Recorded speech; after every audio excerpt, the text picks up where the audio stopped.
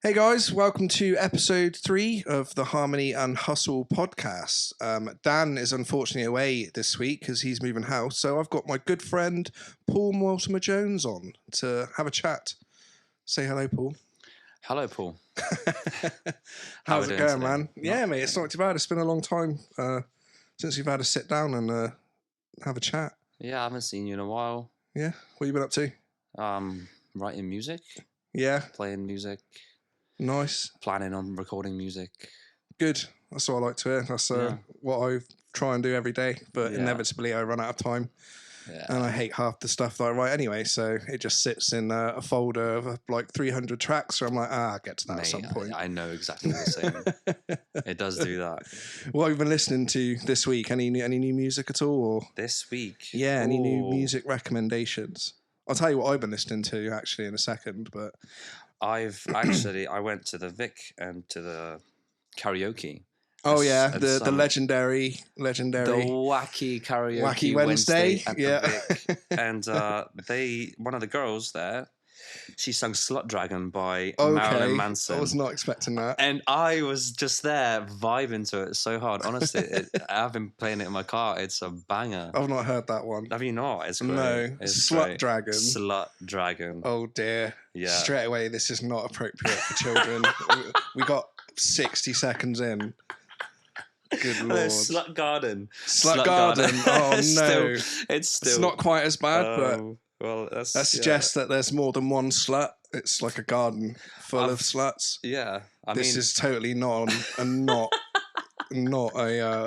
I even asked before. If you're under the age of, I don't know, 18, 15, turn off now. Well, I mean, it's music. It's a song name. Yeah. That's true. That's like the band NWA. Oh, yeah. I'm not going to, say the band name, but you're allowed to because it's the name of the band. Yeah. So I think it applies. I mean, that's a difficult one, but I think maybe that could be a whole other podcast. Yeah, I'm not here for that. We're not touching that one today. I'm washing my hands off that. Not my table. Oh man. I've been listening to a bit of Slavic hard bass as well. Slavic hard bass? Yeah. Given my roots, I'll have to put some links into the bottom of YouTube for some of these. Pretty funky. YouTube. Oh well. YouTube, Spotify, everywhere. Yeah. Every place where you can listen to such music. Yeah, some of the platforms don't like it when you talk about other platforms. On a certain platform. So. I'll send you a link to the Spotify playlist that I've been listening to. Yeah. And ooh, that's good. I put that in the appropriate places. Yeah, for people to check out. I mean, it's not entirely appropriate. I mean, some of the lyrics, if you know the language, it's a little bit. Ugh. Yeah. A lot of calming stuff like lo-fi, kind of atmospheric songs. Yeah, like nice. The Neighborhood, you heard of them? No, I haven't. They're really kind of chilled out rock pop kind of thing. My only experience of like lo-fi stuff is when I'm doing reading. I just go onto a certain platform and type in reading music. Yeah, and it gives you that. Picking up a lot of pops. This and now. Maybe I'll sit back a bit. There we go. Yeah. Also, another band. Yes. Men I Trust. Men I Trust. They're from Montreal, I think, the Canadian. Canada. And they write some amazing tunes, like really like spaced out, kind of chilled. Is it like psychedelic, like rock kind of stuff? Or it's... is it for those who are privy to the reefer? No, it's well, you can do, yeah. I'm sure you can. It certainly gives that vibe. But yeah, just been trying to relax recently, I've been listening to totally not that kind of stuff. So I guess it's like a 180. No, I had like a weird thought this past week, and it just sort of popped into my head. And I'm like, okay, are Nickelback like actually good? Because I loved them as a kid, and I was like, do you know what? I spoke to my brother Logan about this. You know Logan. Yeah. Maybe one day I'll get him on, but he just wants to talk about aliens. That's cool. Yeah, but I don't know how we can... link that into music, but maybe we could talk about what music aliens might like. But anyway, so I thought, you know what, I'm going to go on a deep dive, and I listened to every single Nickelback album. Okay. And I come to the conclusion that the first 2 albums suck. Right. Like they don't sound too great, and not like, I mean, Yeah, no, I wouldn't say they're like well produced. And I just think the songs overall, they're just not catchy or memorable. They didn't get good until I mean, yeah, the track How You Remind Me. I think that was on Silver Side Up, if I'm not mistaken. I mean, I listened to a lot on Nickelback the last week, so I may have got that mixed up. But the album with How You Remind Me on it is when I think they started to get really good. Yeah, they definitely found a formula eventually. Yeah. I haven't heard their first two. At least I'm not familiar with what songs are on them. That's what I mean. Like, even off the top of my head, I can't even think of the names or the vocal melodies or anything. Is it the same album as Photograph? No, I think that's on Silver Side Up. Yeah, that's with what I mean. How You Remind Me. Yeah, and Rockstar as well. I think that was a bit later. I think that might have been the album after. I think they're literally the only 3 Nickelback songs I know. Really? Yeah. Oh man, they've got some bangers. The Dark Horse album. Yeah. It's probably my second favorite album by them. That's got some really kind of metally riffs on it, which is cool. Which I like that stuff. I mean, I struggled to get into Burn It to the Ground. That song. Burn It to the Ground. Yeah. Go out every night and kicking. Do everything we want.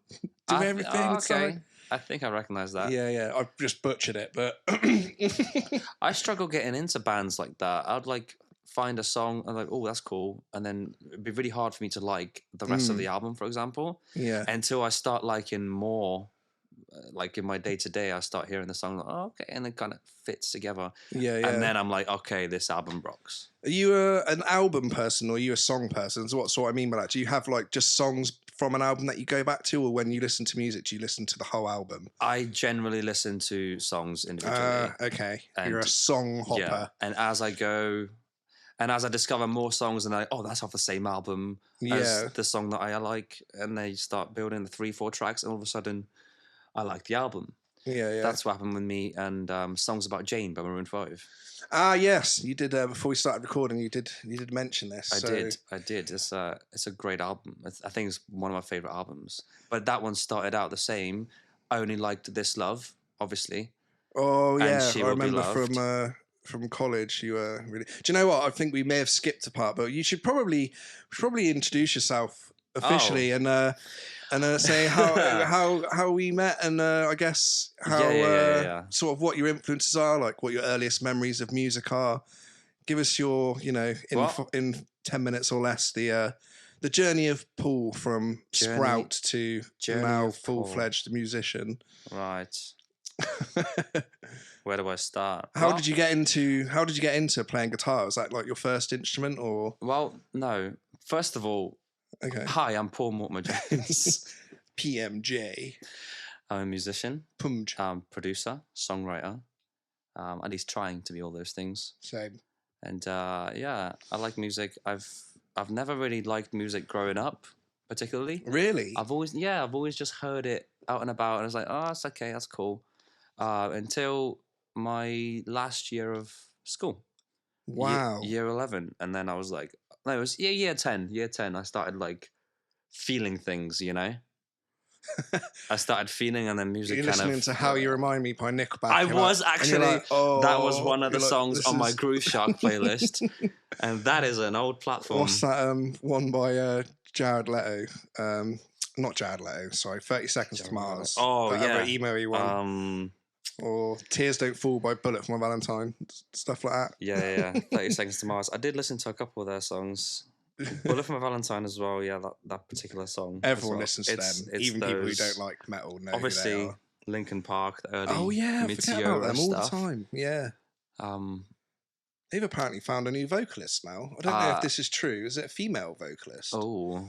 Is this something you've heard? I've not heard anything. I saw something on the book, the Facebook. Yeah. And I don't know, typically I didn't click on it. So it may well just be a bunch of rubbish. But I didn't read the article. Could be. Can't believe everything you read on Facebook. No, not at all. But I was like, oh, that's interesting. But anyway, sorry, we digress. You started to feel emotions and feelings. Yeah, when you year 10, as you're going through puberty, obviously. And I've picked up a guitar. It was actually my dad that bought a guitar to learn himself.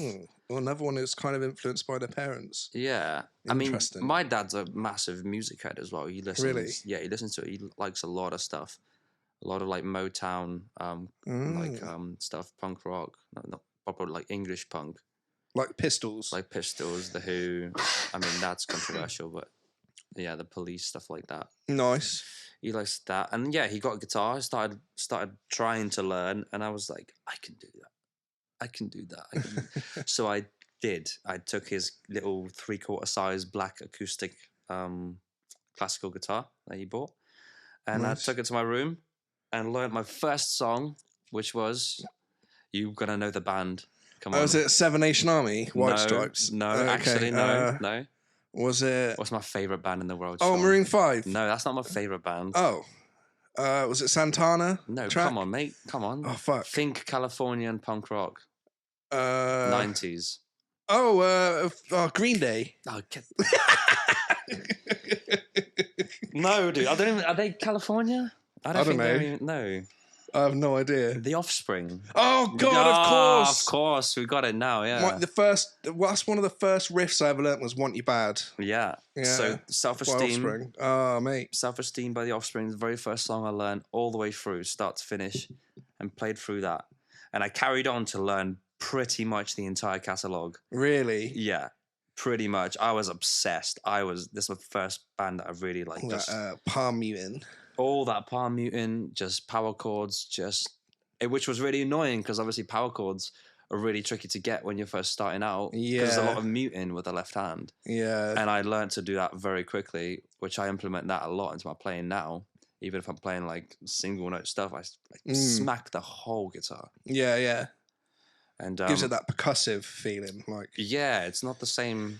And it's a bit of attitude on stage as well, you know, when you're like, check, like my strokes are 3 foot up and down. Yeah, I don't know if you've seen me play, but. Yeah, you know, I've seen you play a few times. Yeah, but I don't know if you've seen me do that with the, like, just. I'm trying to think like of stabbing the floor. The cover band you're in. I'm trying to remind myself of what. Did you play Holiday by Green Day with the Lanes? No. We play Basket Case. Oh, that's it. It was Basket Case. Yeah.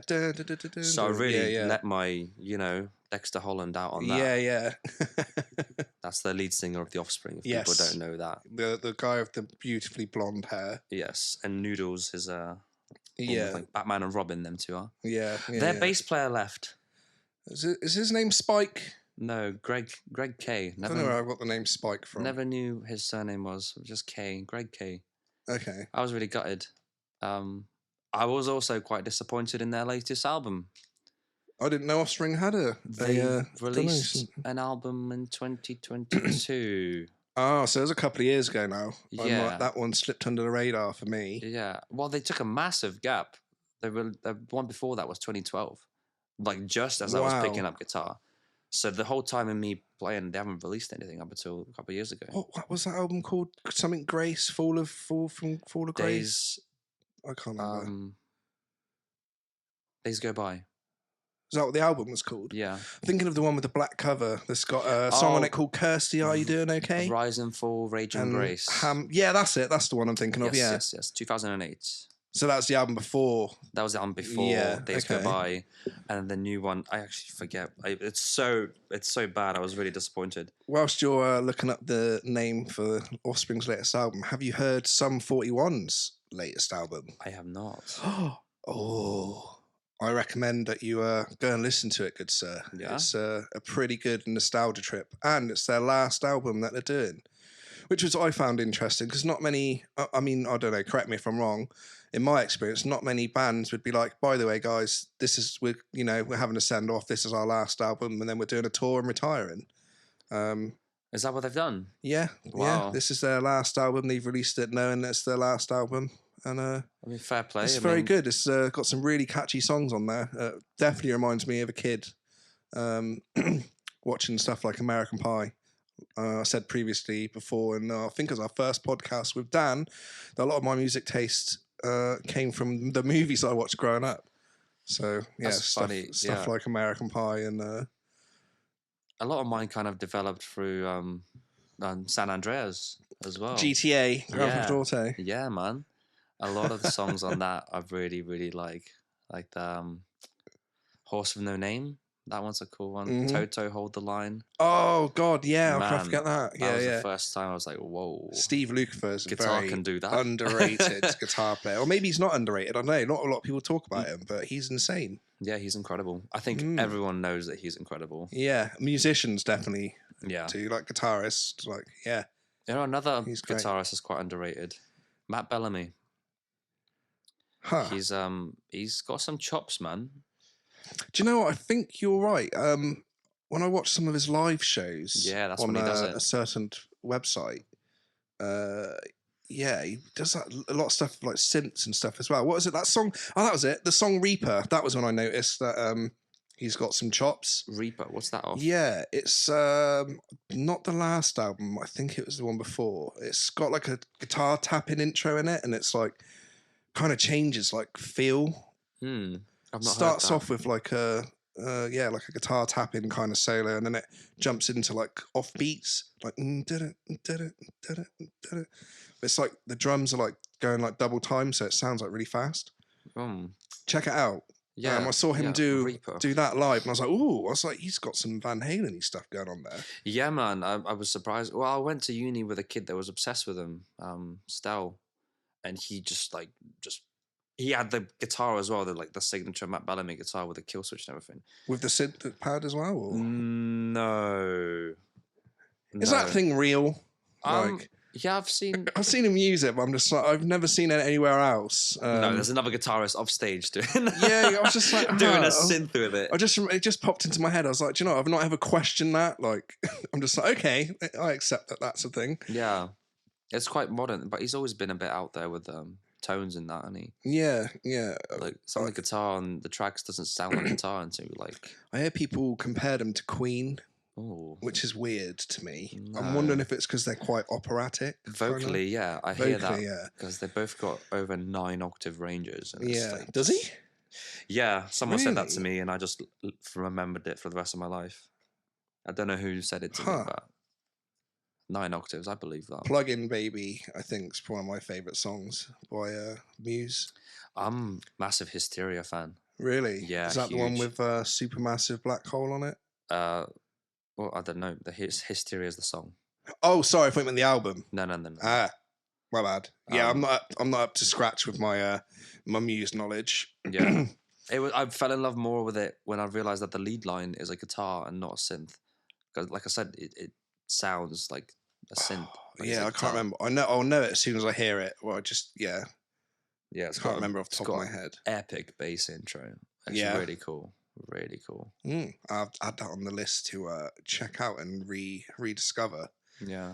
But they're one of them bands I like a lot of their songs, but I can't get into an album. Really? Yeah, I think that's the same with me for Muse, actually, if I'm honest with you. There's just songs by them I go back to and listen to. Like Plug-in Baby is one of them. Reaper is another one.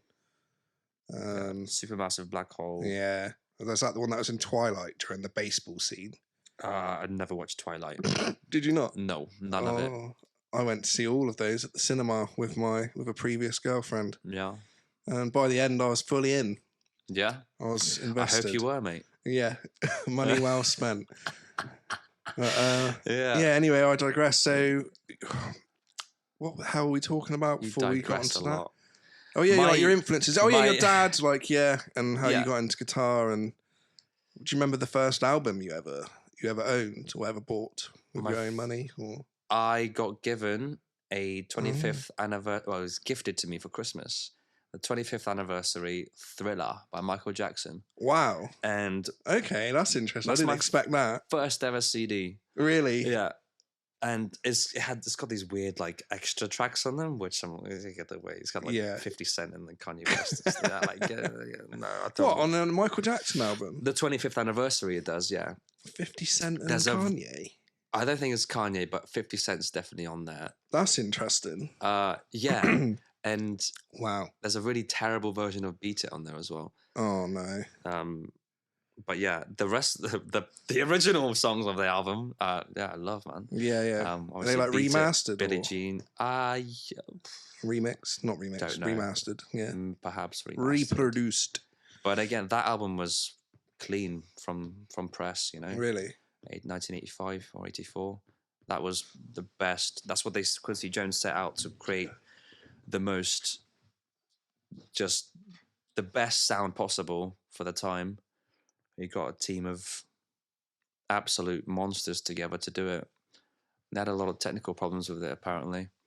Like the grooves for the vinyl weren't enough. They had to cut a lot of songs short. Songs were too long. They had to like cut them up. You know, there was like 91 different bounced versions of Billie Jean. Really? Yeah, because they just couldn't get before they released. So you're saying there's like 90? How many? 91. Around that different number. Bounces of Billie Jean exist. Yeah. They probably don't exist. They probably like catalogue somewhere, but yeah. I mean, I'm sure they're out there in some vault. But, some guys got them. Just like listen to them. Yeah, that's really interesting. The first CD that I ever owned was Gorillaz CD, the one with Shoe Shine on it. Shoe Shine, I don't know that one. Got the cool na na na na na na na. Got the cool Shoe Shine. I think Feel Good's on. I think it's Feel Good Inc. Yeah, I think it's that album. It's one of the tracks towards the end of the album. It's the one where there's like 4 heads and there's like. Yeah. And I've seen that album. And the Nickelback album with How You Remind Me on it. Those are your first 2? Yeah, they're the first ones that I think I got them for Christmas one year. I don't know. I don't remember ever listening to them before that though.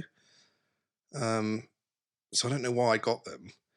But I remember the first album I ever bought with my own money. It was Pantera. With the one with Cemetery Gates on it. God, terrible with my memory. I can't remember what bloody album's called. Well, I wouldn't be able to tell you about Pantera. I know like 2 songs of them. Really? One of them is Walk. Is Walk, because we did it at the Academy. Oh, yeah. I remember. I was so looking forward to that week. Yeah, you were. A lot of you guys were. I was like, oh. Yeah. So for a bit of context, me and Paul met at the Music Academy in Swindon during our college days. I don't know if you know, but I wasn't actually supposed to be going in that year. Yeah, did you? Was this in the level 3? So was it the 2-year course you joined, or did you join on level 2? I can't remember. Well, that's the thing. I was meant to turn up to the level 2 induction day, but I accidentally got the level 3 induction day. So you got to skip a year. So I got to skip a year. What? Yeah, man. I went straight to level 3. Yeah, I guess I was just that good. That's crazy. You're just that good. I mean, like, I kind of got thrown in the deep end because I didn't really know any scales. I didn't solo. Well, you heard me at the start of the year. I was really like struggling with a lot of stuff. I don't remember. I really struggled to remember college days. A lot of things like stand out. But I remember holiday, week 1 holiday. Yeah, I remember that. And I got slotted a band with Meg Truscott. Oh, what a legendary drummer. I'm going to have to get her on at some point as well. Absolutely. She's in a band in the Swindon area called Modern Evils. Modern Evils. They're really good. Banging. Yeah. I recommend if you catch them in the Swindon area, go and see them. Very cool rock band. You heard their track Dogfight? I'd listened to the stuff they released on... Is it on YouTube or Spotify? Yeah. Yeah, I'll be honest. I'm terrible. I can't remember the name. I think they did songs. Big Decline. I don't know the most recent one. Or is that Big Decline? Anyway, Dogfight is absolutely insane.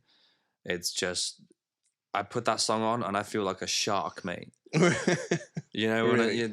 I feel like Jaws. Like it's like a like I feel like I'm hunting, mate. I'm hunting. A minor seconds. Yeah. Well, no. Cowboys from Hell was the Pantera album that's another that song I bought with my own money.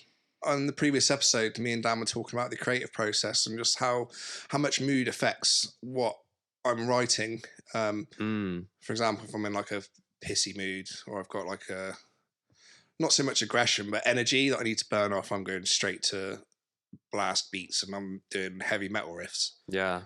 And then on the opposite side of that, if I'm feeling a bit sad and sorry for myself, I'm going straight to like finger picking and some weird washy chords. Yeah. Get that delay on the go. Yeah. Maybe some synths in the background. Some epicness. I've always got to be in a very particular mood to write. Get creative and write. Okay. Yeah. It is difficult. at least the writing process, getting lyrics down and melodies. But then with the production side, I could just have a great day, be out feeling good, jump into Logic, and then the vibe comes into that.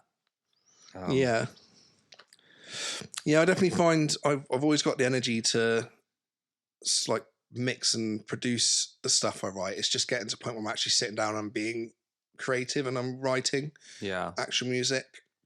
Do you find it hard to separate the two? What do you mean by that? From like producing and that side of things is quite rigid almost. There's not. I tell you what, when I first started producing, what I struggled with was not finishing the song and having all the parts out before I started producing the track. So I'd write riffs and then I'd be like, okay, let me now like try and make this sound good before I've even got other elements like in the track. And then I'd record and my CPU would be like just crazy and everything would crash and sound terrible. Yeah. In that regard, I used to find it hard to separate the two, and now I've kind of learned like, no, get the song finished and get the arrangement sorted out. Yeah. And then like get your tones for your guitars like down, like out of the box. Arrangement wise is not really that important, but to have proper sections thought out before you get the producing stage going, that's really important. Yeah, that's something I really struggle with, is because I write a lot of instrumental music, so I don't really, although like I'll write little vocal melodies over some sections, I never record any of it. It's just, that's just sort of something for me, to be honest. And maybe one day I will take the tracks further and they'll become something else, but definitely trying to like fit all these sections together like a piece of a puzzle and it not be what's the word? Not have it sound like a mess and be what's the word I'm thinking of? Begins with C. Balls. That's not the word. It will come back to me. Sometimes that's how songs get made. I mean, especially my first single, "Eyes on Me," available on all major streaming platforms. Is it now? No, it is. Little plug there. That's. Is this one of the tracks you've? It's 3 years ago, mate. Is this one of the tracks you've got with you today, or? Well, I've got it on me, yeah. Okay. But what I was going to say is that song came together through like 4 or 5 different things. Yeah. That kind of just worked together. I had because I used to be a drum teacher, believe it or not. Did you? Yeah. I didn't know this. Yeah. I spent a couple of years with Slater Music School, and I got them up to like level 4 drums. After that, I couldn't really give them much because I'm not. So is that like the equivalent to like what level, like grade 4 guitar? Grade 4, yes. Sorry, yeah. So it's graded. So I used to have a lot of spare time in between lessons, so I used to jam on the kit. And I wrote this at college? No. This was after I finished uni. Oh, okay. So this was a lot later. Yeah. Wow. I had my degree by then. Damn, I forget how long ago that was. When was that? Like 2017 I graduated. So when we in college, 2014? 10 years ago? 2012, 2013. Ooh. I started uni in 2014. So, yeah. So, yeah, I would have been the year before on level 2. 10 years, mate. I'm getting like 10 years ago memories on Facebook. God, I should be a way better musician than I am at this current point in time, and producer. No, it's no race, man. No, it's no race, but sometimes, and you lie in bed late at night, like, damn. Yeah, you could be doing stuff. I could have been doing so much better if it wasn't for work. Yeah. And just better at managing my time. Well, I'm not doing things I shouldn't have been doing back in the day. I get way more creative at night. That's like me as well. So having a job to go to in the morning, it's like you're having to sacrifice something. Yeah. And tends to be the music. I always find when I'm really tired is when I'm like, my mind, it's weird. Relaxed. My mind just comes alive and I'm like, oh, I want to do this. I want to do that. Yeah. And the moment my head hits the pillow, I'm like, no, I'm wide awake. I need to write some music or noodle on the guitar. That's insane. Yeah. I'm glad there's someone else out there who suffers that. Oh, yeah. I'd be trying to go to sleep and like at 2 a.m, I've got this idea. I'm like, I can't sleep now. So I literally get up on my Mac and up till like 5 a.m, just getting these things down. Yeah. And then go to work the next day just dead. But listening to the first bounce on the bus there, or back in the day in the bus I drive now. Yeah. Listening to the first bounce, be like, yeah, you know what, this is cool. And then the idea goes from there. I'll get home, still tired, but I'd be on that because I'd be committed to, I'd be excited about it. Yeah, I used to write a lot of music when I was a manager of Cafe Nero in Bath, and I'd go out on my lunch breaks and I'd listen to my bounces and like try and like come up with like melodies and stuff while I was going out smoking a cigarette or something. And yeah, that was definitely a point in time where I was like constantly just writing stuff, even if I never recorded it. I'd like be just humming things. And the other day actually I was at work and a riff just popped into my head out of nowhere, and I had to just keep repeating it all day, like in my head. So, and the second I got home, I wish I'd queued it up actually, because I wouldn't mind talking about some of my stuff too, but oh well, who cares? This is about you today. It is. How dare you take the light away from me? But and I just had to like get it down, and that was the first one I did when I got home, and I was like, yes. And then that was it. I recorded for half an hour. I was like, I'm done now.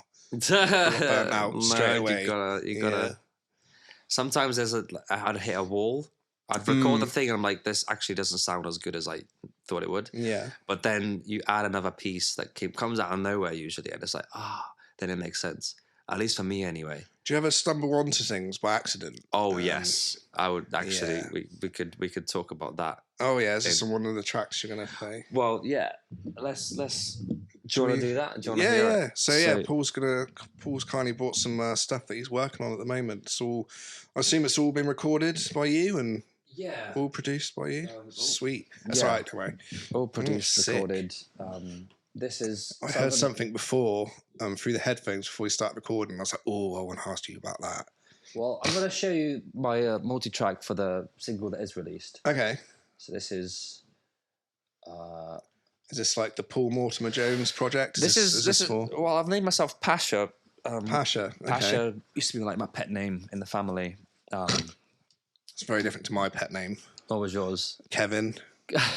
From like Home Alone. Or Kevin and Perry, because I was like a real stroppy teenager. That's the duo. Oh, no. Kevin and Perry? Yeah, no. I was speaking to someone, because I went to Butlins and Kevin and Perry were there, and I couldn't remember the name of the duo. I was like... What, the famous... Kevin and Perry? Yeah, they were at Butlins. Kathy Burke and Harry Enfield? Mate. Was that actually them? They were there, and... All I want to do is do it. Big girl. I swear to God, they could not walk. Because of age or because they were just out of it? Oh, really? Oh. Yeah. Was it actually them? Yeah. 100%? Oh, mate, that's amazing. Butlins. They're getting pictures and everything. Oh, man. They were there. They were like... Kevin and Perry. They did a set. Was it All I Want to Do Is Do It? I don't know. I wasn't interested. I was just... What do you mean? That's like... I would travel to Butlins just to see that. That's like my childhood. That's one of the movies I'd be watching when I should not have been watching it as a kid. Oh, God. But this is... Cool, yeah. Play your track. This is the session, right? 83 I wish we could have it up on the screen, but it's just a bunch of colourful boxes. So I'll play you, like... So this is the drum fill that I made. Oh, yeah, you can play individual tracks. In the time... This is the session. Okay, sweet. In the time that I had in between students, this is the... Hello? This is where it goes offline. Do you think I should turn that gain up a bit? Let me just...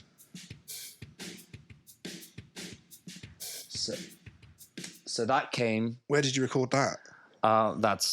That's programmed. Oh, programmed. Sounds good. With MIDI, like a MIDI kit or MIDI. Oh, okay. MIDI kit. So it's not programmed, but it's. I mean, it's MIDI drums that you've played on a kit. So you've played the beat. No. You've drawn them in. I've drawn them in. Okay, so yeah, it's programmed. Okay. But yeah, so I had that for like months, and I was like, okay, that's cool. Okay. But what are you using? Just out of curiosity for the drums? Like, is it one of Logic's plugins or? Yeah. Oh, okay, so cool. It's the Logic kind of basic drums, but there's a lot of options, obviously. Yeah, tones and stuff, and that's just what I picked. Sweet. But yeah, so I had that drum kit, but then I had this guitar riff separate. I didn't glue the two until like, yeah. This is definitely you. This is such a you.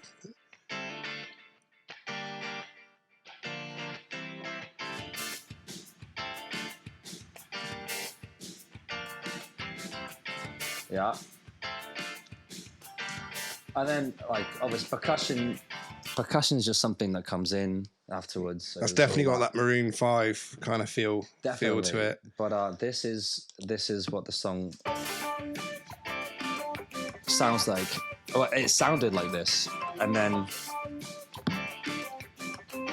something was missing. Mm-hmm. And I wonder if I still got the...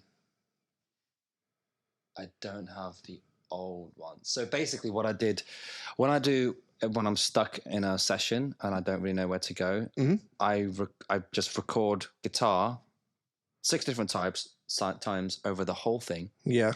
And just see what... I just noodle.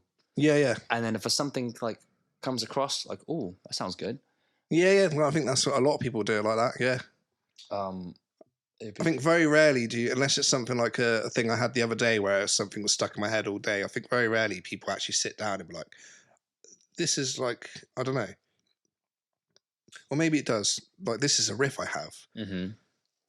Well, something actually, crazy. No, don't ignore that. That's complete silliness, what I've just said. I guess it's just one of many ways people write, to be honest, isn't it? Sometimes you'll have a riff kicking around that you've written. Yeah. So basically, I guess what you're saying is this was a lot of this came about from improvising over your stuff. Well, yes, I muted a certain section here because I want to show you the actual the noodles that I did record. Oh, so you've got your original thing, so we can compare what you had. Original. Oh, noodles. This is brilliant. So this is brilliant. Oh, I wish I'd get more people to come on and do this. This is the stuff that I record. I've cut out all the sections that don't sound great. Yeah, but I've left with the sections that do sound all right. Ooh. This is 6 different guitar tracks, by the way, guys. You just overlaid them, like just overlaid, and I had little section changes.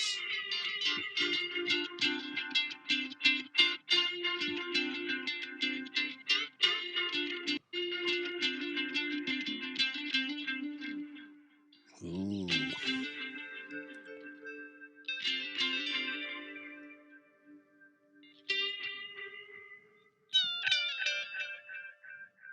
And they kind of fade out, but that's cool. There was a lot of overtones happening there, like where you've got so many layers. There's lots of harmonics coming about. Yeah, there's in the bridge is really when if you listen to the actual song, there's a lot of guitars happening, and these all happened accidentally. Yeah.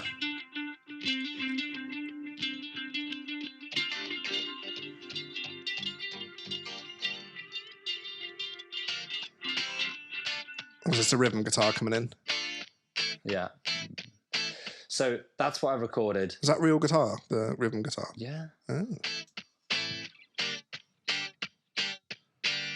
Is this coming through in stereo? No. No. No. We'll have to try and figure it out at some point. Yeah. Oh. Yeah. Terrible mix. But if you go on to this is what I've recorded out of those. And this, okay, so this is next part's what's ended up in your track. So yeah, this is what I like figured out. Okay, this is how I want it. This is how I want this. And these are guitars.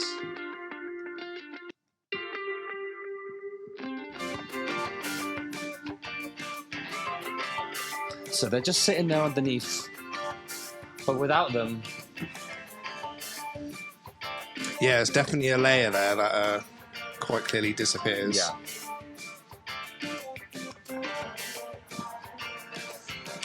I don't know what the hell's going on with the buses in this. Try and talk. Try talking to the mic. Yeah. This is really strange. I think my logic is messing up because this isn't how the master session sounded. Yeah, you said there was a timing issue or something? Or? Well, the other one was a timing issue, but now I've just got like crazy bus sends. So this is like a really good example of how, like we in the previous episode, we were talking about the creative process. Mm-hmm. This is a way you've done this by improvising and just making stuff up on the spot. And because I felt there's something missing there. Yeah. And I instantly improvised this one thing, and I kind of built on that. On the next improvisation, on the next one, and then eventually came out with this, with this. It's like loads of layered guitars and stuff. The middle eight is like.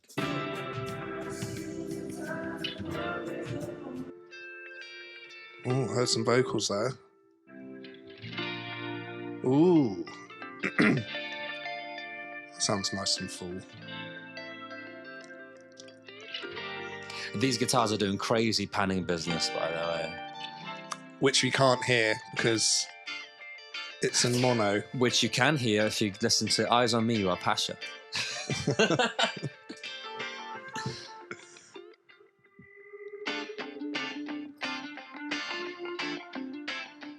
And then the guitar solo as well, of course. I improvised that. Nice. Where is it? Somewhere else.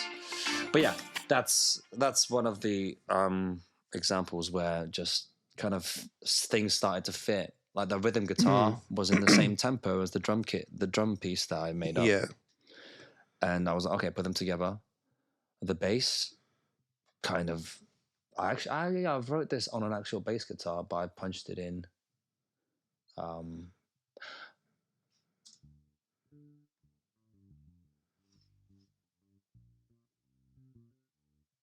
Is this real bass? No. I was gonna say it didn't sound it. I didn't want to be rude. I couldn't. Yeah, it's not real. Well, I could do it being a tad louder, to be honest. Play the whole mix. Well, the mix is busted. I don't know what's going on. Yeah, we'll have to try and figure out, because I definitely want to do this again. Maybe we can like write something live, like. Put it on the news. Is that you? Yeah. Nice. Confused. The lead vocal. That was cool. Is who did that high harmony? Me. Confused. Pitch shift, baby. Ah, I was like, that sounds like a female. See, they're all right, but I don't know what's wrong with the lead vocal output. Oh, it's just such a shame that I'll have to do some research and figure out how to get this all coming out in stereo.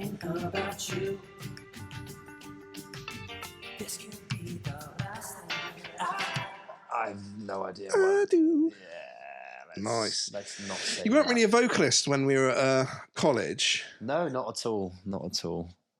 Something I kind of admired about you, and Alex as well. Actually, who's going to come on Thursday. Yeah, Alex has come a long way as well. Yeah, he wasn't a vocalist, and I don't want to use the word jealous, but envious is the word I want to use. I'm like, damn, I wish I had the balls to actually put vocals down to some of my music, because it's some good results. I mean, that took a lot. But you're not a singer, like you don't. I wouldn't. Well, are you? You don't identify as a vocalist, or do you? I wouldn't say a vocalist yet, but I definitely sing. Yeah, sure.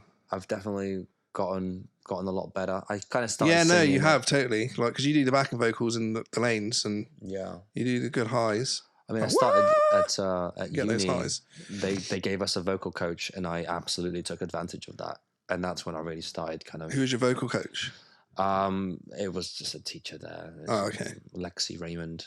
She kind of. Oh, okay, no, I'm not pointed familiar. me in the right direction. Was this at the academy?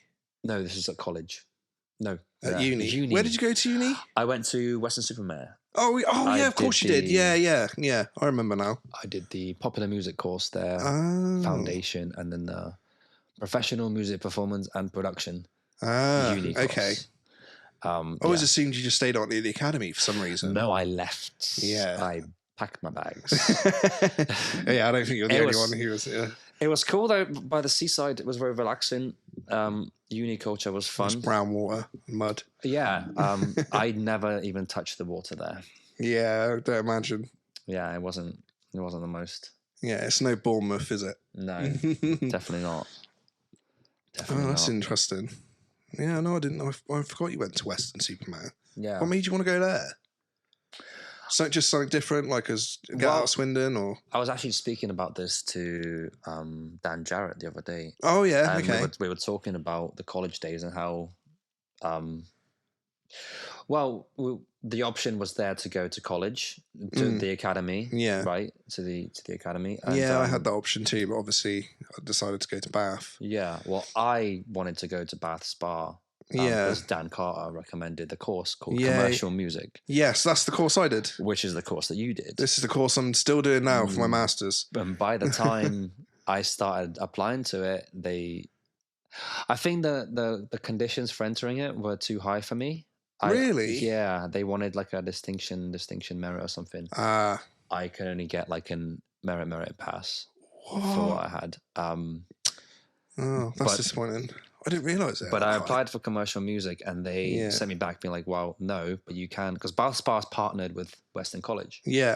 Okay. So that's how I got, so they recommended me to go there. And I'm so happy that I did. Really? Yes. No regrets? Absolutely no. We did crazy stuff on that course, man. We went to Rockfield Studio. Okay. Where Queen recorded Bohemian Rhapsody. Yeah.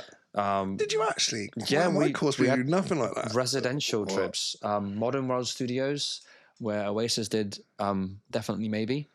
Mate, we did. My course didn't do anything like this. We went to Abbey Road, mate. What? We went to Abbey Road. There's a film of me recording vocals at Abbey Road and brass.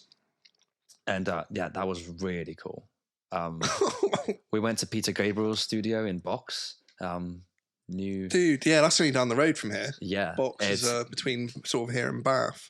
Yeah. That's insane. Real World Studios. Yeah, that's in London. We went there twice, actually. Yeah. Not to rub it in, but your commercial music course is a bit naff. My guitar. I mean, my tutors are going to be listening to this, so I disagree. Are they? Hi, tutors. You should have. No, I mean, I love my course. It's really great. This course is one of those courses where you get left to do. You get a lot of it is work you've got to do coming off your own back. So if you're not on the ball getting stuff done, you're gonna not do well. Yeah. Which is definitely something I've run into in the past. But we didn't have field trips or anything like that. We had a lot of people who come to do like speeches and stuff, like sort of seminars and stuff. We had a lot of that. We didn't have that much. We had a few people like that, but no, we didn't have many seminars. Oh, we had people like Richard Jacks, who works on like video games and stuff and video game soundtracks. Cool. We had I can't remember their name, but they worked with Alex Garland, he's just done a movie called Civil War. His sound guys at the time worked on Ex Machina and Dread. They came in and did a chat, and that was amazing because at that point in time, and it's still something I want to explore. I was really interested in music for media. It was something I didn't think about ever doing, and actually, I found I was quite good at it. Yeah.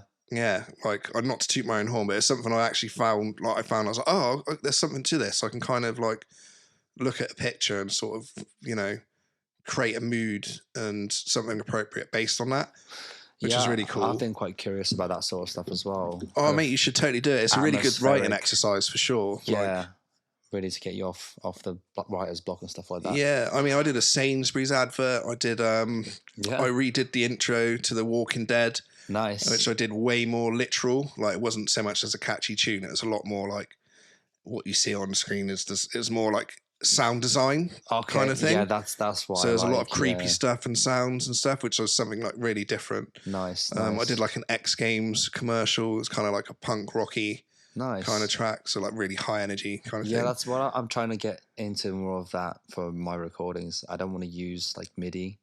I want to get more creative with all the sound design aspects of it. I want to create atmospheres in my songs. Like that. I keep synths. You use Logic synths, man. Yeah, they're really good. I think is it Retro? Is it Retro 5 or so? I can't remember what it's goddamn called. I haven't used them in such a long time. Retro synth. Yeah. And what the other Alchemy. ones in there? Alchemy. That's the ones. Yeah, those two. Powerful stuff. Yeah, you can do really great stuff with that, man. It sometimes does things that I don't understand though. I'll be honest, I don't fully understand synths. A lot of the time it's a lot of buttons and things that I've always found overwhelming, which is why I really struggle to use a mixed desk. Preset and then just go from there. Just tweak it a little bit. I recommend getting out of that habit of using presets and trying to start with just a simple like sine wave and manipulate it. Yes, use the ASDR to... I am so lost when it comes to that. Really? Yeah, oh, mate. Seriously. We might have to have a little session on synths, Paul. We might. Maybe. That could be quite useful. Another good thing, I found this program called MIDI Guitar. It's called MIDI Guitar 2. Okay. And it's a way you can route your guitar signal through this program and then send it to a synth. So any chords that you're playing on your guitar come out in the synth. It's a game changer for me, who's someone who doesn't have the time to sit and mess around with a piano. Enter keys, and try and move things around. I can just play it on the guitar, and you can hit big, like massive, like 5-note chords and have it like a real cool synth pad. You can get bass synths on there and like does it track quite stuff. well though? I mean, individual strings, like it doesn't do bends and slides too good. You got to be very precise if you're playing. I'm sure there are other programs out there. This is just one that had a trial, and it works forever. It's just every 5 minutes it will stop recording, then you just have to come off it and go. It gives you long enough to. So I've kept using it. It might not be 5 minutes, probably more like 3, but it gives you enough time. But enough to get a takedown. Yeah, exactly. It's definitely usable. MIDI guitar too. I definitely recommend checking it out. I'll have a look at that. I've never been really bothered about punching keys in. I'd even just use my cursor, just like my little touchpad, just to push them in. I don't have time for that. I do have a little MIDI control thing that I use sometimes, and it's good to get like familiar with the chord shapes on piano. But I just put the notes in and then just move them around. Yeah, I mean, choose different phrasings and stuff. I'm no different when I use the keyboard. Yeah. I've just used a Casio. It's not even a proper MIDI, like a small MIDI controller. It's just like £100. Oh yeah. You know, the ones that got like DJ stuff. Yeah, DJ. Man. It's one of those ones. That's my first instrument, by the way. In music tech. DJ, yeah. We just like. I just use that, and it functions amazingly as like a MIDI controller. It's brilliant. It's just a beast of a thing. It's massive. It's a bit chunky. Yeah. So I used the guitar MIDI program to turn my guitar signal into MIDI data. That's useful. Yeah, it is. And even on guitar, I don't have a clue what I'm playing half the time. I was talking about this with my boss the other day, funnily enough. We were just sort of talking about Sam used to be our guitar lecturer. Yes, he was. And now he's my boss, which is interesting. Yeah. Come a long way. Life moves, man. Yeah, man. But I was talking to him about it, and, I was kind of saying to him, I was like, a lot of the stuff I'm playing, like I do all these like riffs and like, I've got no idea what notes they are, really, and what chords they're. If you say to me, play a G minor 7, I'm like, I don't know. But if you played it... Surely. But if you played it, then I'll be like, okay, cool. You'd be able to... Yeah, I'd be able to like figure it out pretty quickly. Okay. I've always been good at... Not that I've got like a perfect ear or anything. It's just always the way I've learned. Like, I've not got a good ear at all. I don't really use tab. Like, oh, shit. We can still hear ourselves, so that's good. Sorry, the screen just went off on the computer. Yeah, that's fine. So hopefully that's fine. Yeah, I've never had a good ear either myself. Really struggled with hearing what chords someone's playing or what the bass is doing. But I'm learning, we're all learning. It's getting a little bit easier as I'm practicing singing a bit more as well, because I'm finding these pitches. And getting more familiar with the intervals and stuff like that. But it's still by no means like, Jacob Collier standard. Oh, mate. Like, nowhere. I both hate him and love him. Is it Jacob Collier? What's the other dude as well? He went on Jimmy Kimmel and was like, here's a mug, ding, and then turned it into like a dance tune in like 30 seconds. I have no idea what that is. But yeah. The one who didn't. It's been a long day. I just butchered that. It's been a long day without you, my friend. I don't know who that is. When I see you again. I know the song you're on about, and that was pitch perfect, by the way. Something blues. Blues, Jamie Blues. Oh, fuck, I don't know. You'd know him, Charlie man. Puth. Charlie Puth. That's that guy. Yes, him. Yes. He is also just insane. Yeah. Like, these people were like, I swear they got AI implanted in their ears or something. What are your thoughts on AI, actually? That was just a bit of a segue. Have you I think it's very useful. Explored this? I have. Not musically. I've done some like images and some bios and stuff, writing out some things. I'm talking music wise. Like, are you aware of what AI is doing at the moment and how people are using it? I know people writing music with it. Yes. People have been tracing vocals and then like using someone gave rights to people so they can use their voice and stuff as AI. Yeah. So there's also people stealing it and doing it. And yes, there's that's a massive problem. We have Cartman from South Park covering like Evanescence. Yeah. Or Arnold Schwarzenegger. Or Darth Vader doing like stuff like this. Making my way downtown while he's slaughtering the rebels at the end of what's it called? Rebel One, whatever it's called. Rogue One. Rogue One. Yeah, Rogue One. That's a great ending. Oh my god. Do you like Star Wars? I like Star. God, this is a bit of a segue, but it's a casual chat. Star Wars. Yeah, I mean, I like the music. Like John Williams is. It's great. It's great. It's obviously an iconic. Yeah, that's probably the first thing anyone thinks of is the music. When anyone mentions Star Wars, that song slaps you in the face, like at the beginning of every movie. You're like, Jesus Christ! It's great. It's great. I love Star Wars. Yeah, I like Star Wars. I'm definitely not like an uber mega fan. That's for sure. I'm definitely like Lord of the Rings. Oh, I've got no Star Wars posters in my room. Genuinely, I'm not that bad. You don't? I thought you were being sarcastic for a second. Like, I don't have any of them weird lightsabers. I don't have the figurines. I don't have nothing. Right? I just like the movies and I enjoy them. I like them. Yeah, I think it's probably sacrilege, but I really like the prequels. To be honest. Yeah, I do like quite a lot. I went to see the prequels. Prequel again. Got released in the cinema the other day. Yes. So I went to see it, and I was like, why not? What, Phantom Menace? Yeah. I had a great time. I was hoping. Well, I want to see Revenge of the Sith. That's the best one for sure. That's every night I want to watch Revenge of the Sith, but it's just such a tragic story across the board. It is absolutely tragic. I think he hit gets me emotional, man. Yeah, especially that scene where he's coming into the temple with he strangles Natalie Portman. No. Oh wait, when he's killing younglings. I don't care about that. When he's killing younglings. Yeah. Master Skywalker. There were too many of them. And he's like crying and everything. He's like, you see his hate and hate for himself. Yeah. He's actually an underrated actor. He does very good with facial expressions and stuff. It's just I think the dialogue is his issue. But, without the risk of digressing too much. AI. Yeah, man. For one of my modules, I kind of weirdly got interested in AI, and I did this sort of like for my research paper. I researched into AI and how that's being used as a tool for like music creation, and I used a program called Ava. Yeah, you can use it for free. I'll drop a link into the appropriate places to whichever platform is relevant. But it's like an AI thing. You can tell it to write a piece of music in a rock style. You tell it a tempo, you give it a key, and it will just spit out stuff. Okay. I'll be honest, for rock stuff and metal and contemporary kind of music stuff, it's not great.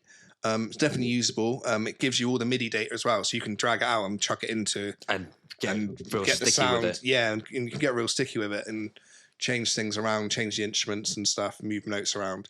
But for cinematic stuff and like emotional sort of pieces, it was very good. I found. Yeah, it's tap water. Amazing. Does it taste good? Yeah, I can taste the tap. There's 2 flavors of water in this house. There's tap water from the kitchen and tap water from the bathroom. Which one is this one? This kitchen tap water. Amazing. I feel like I've been talking ages. I also need a drink. I should have bought one. Get a dry mouth. Yeah. But cinematic AI stuff's better. Yeah. It works really well for that. So if you need some synths and stuff for a project, you just can't write anything. Give Ava the key. It'll spit out some stuff that will definitely be usable, and you can import that data into Logic and change the instruments around. And I don't know how I'd feel about that. Yes, well, this is one of the things I sort of tackled in my paper. I get it. It enables people that maybe perhaps can't like. I think it's good as a writing tool. It's great inspiration, I guess. It's good inspiration. This is what I found to kind of get you like out of a rut. It's good as a part of a creative process, but do not rely on it and pass it off as something as your own. That's for damn sure. I wouldn't use it and then get something and then put it in my track. Yeah. No way. I'd feel like I'm cheating myself, to be honest with you. But I get inspiration maybe for a certain tone or something. Well, yeah, I kind of used it as a writing partner when I used it. So I got to write like a metal track, and a lot of it was like gobbledygook. Oh God, I should have thought about this before, but didn't know where we were going with the conversation. But yeah, it just spat out notes. It sounded a bit like Bullet for My Valentine. So I just tried to replicate what it was doing on the guitar and made it more musical. So I, put the bends in and stuff like that. And end up like the only thing I really used from it was some of the intro guitar stuff, and the drum beat is something I just kept throughout, and I just used it on like what did I use? Get Good Drums. I just reprogrammed it also. I had like really good sound like really good quality sounding drums. Yeah. And then I kind of built my own sections around like what it spat out. Okay. So as like a musical tool for writing, it was kind of decent. And I definitely think like, if one day you're stuck in your writing, just check it out and I mean, use it as a tool, but don't rely on it. It's a tool. Yeah. Yeah. Nothing. When you what? I was gonna do something related to music, but I can't. Okay. When you play a bum note on a live set, you just play it again. You know what? You just play it again, mate, and then people are like, "Wow, this is like Dream Theater." Yeah, that was amazing. And again, like, whoa, yeah, that's the trick. I've done that. I've absolutely done that. And like, I meant to do that, and I'll do it again, and it sounds horrific. That's what I learned in college. Is like, if you play a bum note, don't worry, just play it again, and people think you meant to do it. Yeah, and then try. Or they'll think, "Wow, this guy sucks." I'd play it, and then I'd play it again, and then I'd play it again, and I'd bend out of it, bend out of tune, and then just like smack the guitar, and it's like, all of that is good stuff. Good stuff. So, just going back to AI quickly. So, what are your thoughts on using artists who have passed away? Oh, excuse me. So, like Freddie Mercury, for example. Obviously, I think it's very wrong. I don't know. I don't know if artists that have passed away, people, I mean, it's not them, is it? But what if someone writes something and it doesn't sit in line with the particular person's values or morals or worldview? Well, it needs to be very, very clearly stated that it's not them, Yeah, I think it would be. I think but you don't know. People could still, people, man, they'll find anything. I guess there really is no way to win, is there? No, you can say that it's not them, but someone could hear it and not read the form that's attached with the audio because it's on the radio or whatever, or you find it online. People just hear it and jump straight to their keyboards, caps lock on, and then like, oh, how dare he? I think AI in music has its place. I don't think necessarily we know what that is yet, but I would say if it is going to go the way it's going to go, which it will, because it's only going to get better. Yeah. That should be its own genre. I mean, the Beatles just recently released a thing with John Lennon's voice, AI recreated. Yeah, what track was that? That was like in the last year, right? That was this year. Really? I think it was this year. God, this year's flown. It's a song. What's it called? I forgot. Get that? No. Am I thinking of the documentary by Peter Jackson? I forget the name of it. That's all right. Yeah, we'll use the technology. Ask AI. Yo, what song have you ripped off John Lennon that we've been slagging off? The Beatles. Now and Then. Okay, Now and Then. Yeah, so they had. Well, this is the thing. This is how they made it. I watched the documentary. They had which documentary? A demo. It came out with the song. Oh, okay. Now and Then. Okay. It was on YouTube or Sky. I can't remember, but they had John Lennon's like demos from his home studio or whatever, and he had just piano and him singing. And no matter, they tried, I think in the late 90s, they tried recording that song Now and Then, but they just could not get the keys to be lower. They were flooding the vocal track. It was one track, it was keys and vocals together. So they couldn't separate the two. There was massive separation problems. They couldn't work a way to figure it out. And then AI came along, and obviously you can learn someone's voice. Yeah. And that's what they did. They got AI to learn John Lennon's voice, and they put the lyrics in, and fed him loads of. I don't know if they fed loads of John Talking Lennon. or singing or. He's singing. So it's all the singing. They fed the AI systems. I don't know if they fed like the entire catalogue of John Lennon or just that song. I imagine it'd be more extensive. Imagine for it to get as good as it is on the track. Yeah, there'd be quite more extensive. It would be lots and lots of data, because the more data that the AI has to pull from, the more accurately it can recreate it. Yeah, and obviously, is it John Harrison has died as well more recently? George Harrison. John Harrison. Yeah. George Harrison. Paul Starr. Paul Starr. Yeah, George Harrison. Yeah, they got his Sony McCartney. They had left, his, isn't it? They had his tracks already. Yeah. It's Ringo Starr still around, isn't he? He's still around, I believe. So it's McCartney and Ringo. Starr. Yeah, but they managed to recreate it. But yeah. like back to like it's AI, they managed to recreate it, and it's a great piece of work. I think, obviously, as tragic as it is, but it's a Beatles song released like past like half of them, not with us. It's like you said, we know it's AI. They've told us it's AI. It's public domain that it's AI. They haven't claimed that it's not. But how many people do you think have heard that and be like, "Oh, it's the beat"? Oh, yeah, true. Yeah, there's probably people out there who don't know that. What is AI? Like people have heard that song, but have you heard this new band, the Beatles? Like, yes. Do you remember that time Paul McCartney went on Kanye West's track? Oh yeah, and all of the internet was like, "Who's this old age pensioner?" But big up Kanye for supporting this man launching his career. I remember this, and the internet went wild. I could not. People are so uncultured. I really couldn't be online that week. Because and I'm not even a diehard fan of the Beatles. Like, I like them. I think they're fantastic songwriters. But there's not a band I go out of my way to be like, do you know what? I'm going to listen to the Beatles today. Yeah, same. They just kind of sort of exist in the catalogue of stuff that I do listen to. Obviously, their importance is massive. I always preferred the Beach Boys. Is that sacrilege? I can't answer that. They're a lot more catchy. I don't know. Yeah, they are, but I probably know. I know more Beatles than Beach Boys, and I'm happy about that. Yeah. But I'm more like Rolling Stones kind of thing as well. But yeah, still, there'll be people out there that won't know, and you're right. If someone says something political in an AI voice, this happens. It's called deepfakes, isn't it? Yeah. Oh, mate, they're getting crazy good now. Yeah. I'm about to tell people sometimes, I'm like, you do know that's rubbish and that's not person saying that. Like Elon Musk will be, and I'm just like, no. I was like, this is AI. You got to look carefully. It's always when the teeth come out in front of the lips, you're like, Rah! Yeah. But some of them are good, and the voices are good. It's the new age of misinformation. There's a whole show on YouTube dedicated to Barack Obama, Donald Trump, and Joe Biden playing Minecraft. They're so funny.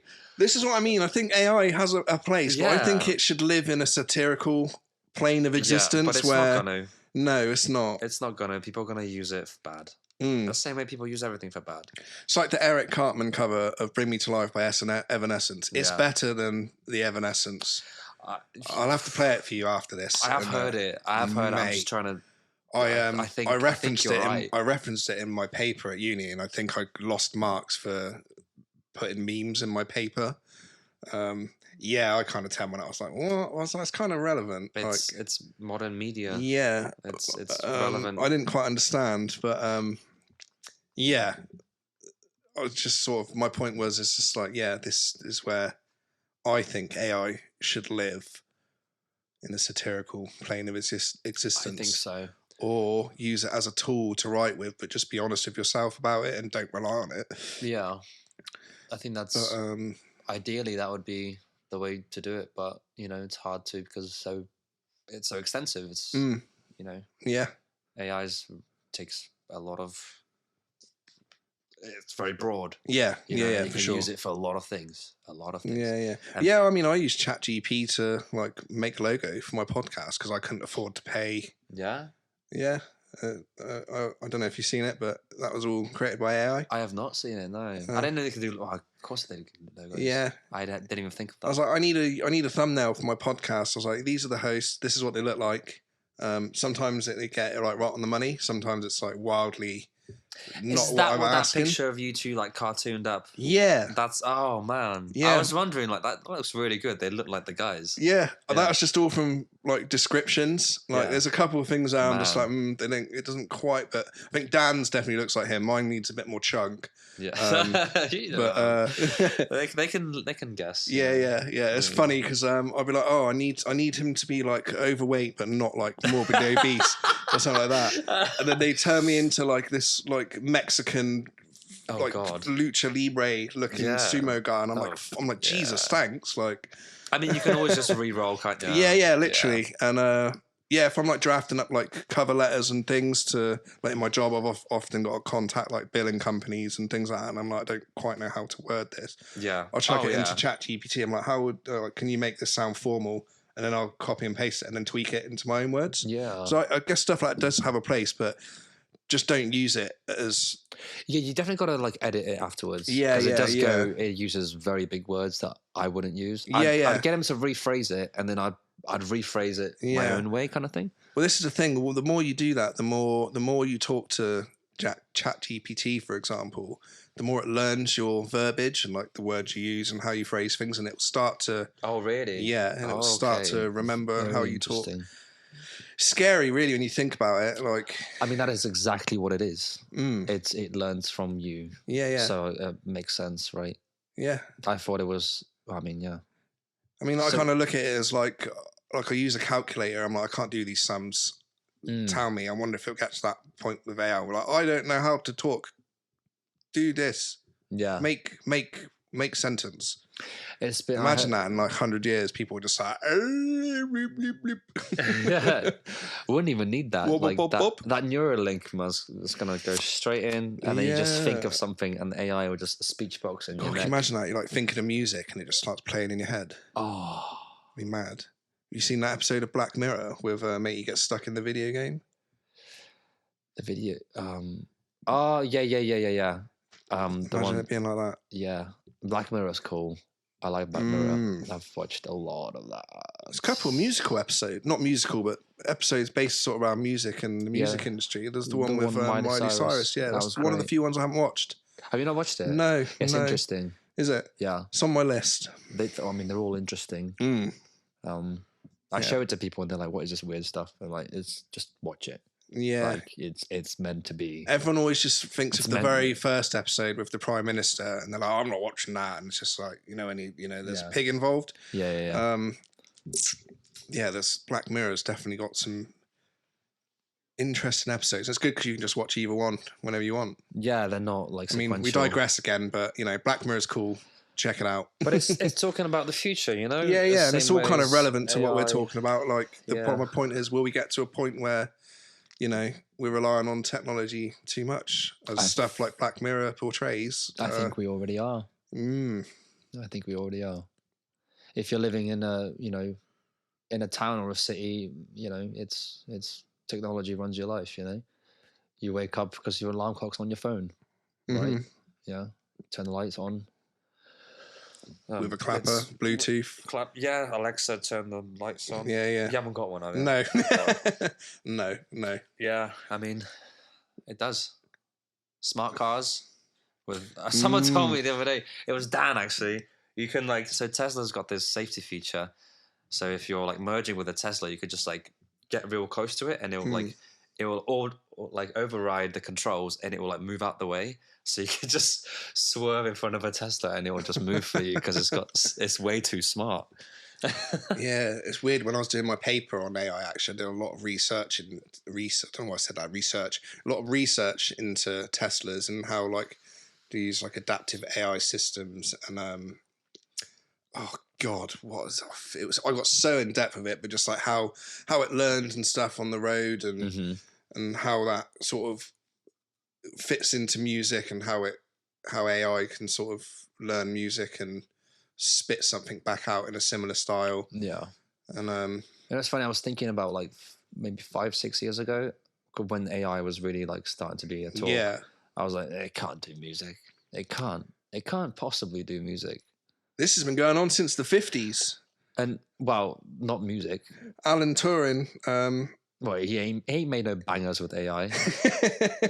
I don't hear no. Yeah, when I was doing my research paper, I'm going to forget a lot of the details. I think it was in 1955. I think he's credited as the first person to use AI to create music. Wow. Or at least playback music. I think, if I remember rightly, it was the national anthem that they played. And they used a computer to sequence up. The computer made sounds and bleeps and bloops in it. I'm guessing it's more of a first sequencer. Yeah, that sounds more like it. A couple of years later, a chap, excuse my language, made the Iliac suite for string quartet. I will tell you his name. Iliac suite. It was in 1957. Laharen Hiller is his name, and he used AI to create a score for an orchestra to play. Okay, and it was all based on. And is there recordings of this? Yeah, it's on YouTube. You can look for it. Laharen Hiller, Iliac Suite for String Quartet, and there are 4 different movements. Wow. Yeah. It's very interesting. Yeah. So this is stuff we've been playing around with for, the past 70 years. I guess it's just recently been given to the public to do their thing. Kind of. I guess it's just got to a point where it's more implemented into everyday technology now, where anyone can just, like you said, go online and... I mean, there's facilities for it, smartphones and that. I know people didn't really have computers on their wrists. Yeah. We all have a touring device, which was, the first computer. That's kind of back to the answer to your question. Yes, we're relying on technology a lot. Yeah, there is not a day anyone goes past anywhere in our modern society where technology is not involved somewhere or another. It'd be nice to. If I'm going camping, man, I'm done with phones. See, I went camping last year around the coast of England in the back of my car, and obviously I had my phone and I relied on that quite a lot for music and things. Can you imagine if phones just disappeared now like that? I would love that. No more Spotify playlists. Yeah. Which AI puts together for you. It's fine. I've got an iPod. Yeah. Still. Right, well, guys, I think that we've come to the end of this episode. It's been really, really good chat, actually. We'll definitely do this again. And I'm sorry, we did miss out a couple of your tracks you wanted to play, but... It's fine. I didn't particularly want to do that too much. Okay, good. That's all right then. I wanted to show this one because it's been out. Yeah, sure. But I don't want to give away too much of what's coming up next. But what is coming out next? Yes. Is, where can people find you? Like, what's going on in gigs? Well, I'm on Spotify. There's a gig 23rd of May with Men Invest. Men Invest and Here Come the Crows. My old band, nice. My band, and Where are you playing? We're at the Victoria. The Victoria in Old Town in Swindon. Old Town Swindon. How much tickets? They are free. Are they? Yeah. Nice. Well, there you go, guys. On the 23rd of May. Yeah. Popping up to the Victoria. What time? 8 o'clock. 8 o'clock. Doors. Something like that. Get there. Have some beers. Watch some cool music. The Crows are really cool. Men Invest are really cool as well. Come have a good time. Mm-hmm. You'll know Dan, who's on the podcast. He's the drummer in Men Invest. And tomorrow I've got Martin coming on from Men Invest. And Here Come the Crows. And Here Come the Crows, yeah. He's in both things. Martin's in every band in Swindon. I'm going to talk about this tomorrow. That's why I thought he'd be a good person to talk to. Because his income comes solely from gigging and playing in everyone's band. It's genuine, yeah. He works, man. He puts the work in. But anyway, thanks for having me, Sean. Yeah, that's all right. Before we go, can you think of anyone who you think would be good to come on? You swing them my way. Give them a shout and say, I think you need to get in touch with them Modern Evil people. You reckon Meg? Yeah, I reckon Meg would be good to come Aaron on. Steele, Toby Pollard. We get them in here. Sweet. Yeah, that'd be cool because they're doing stuff. They've got music coming out. They do. I recommend you check them out. You can find them on Spotify and YouTube, everywhere. Got tracks out there. So cool, guys. Pretty hard. The shows are insane. If you get a chance to catch them before they tour the world. Break do up. That. Yeah, before they break before up they like break every it, band. or do they break up? Yeah. Something's gonna break. And no, man, they're definitely going to do well for they're sure. Cool. Yeah, their drummer's sick. I've known her a long time. They're all great Megan guys, Truscott. great musicians. Yeah, get them in. They'll be interesting to talk to. Cool. They probably like Star Wars as well. Nice. Yeah, sorry I can't It's all right. It's all right. Match your love for Star Wars. But anyway, guys, thanks for watching. And we'll catch you in the next episode. See you later, dudes. Adios. Bye.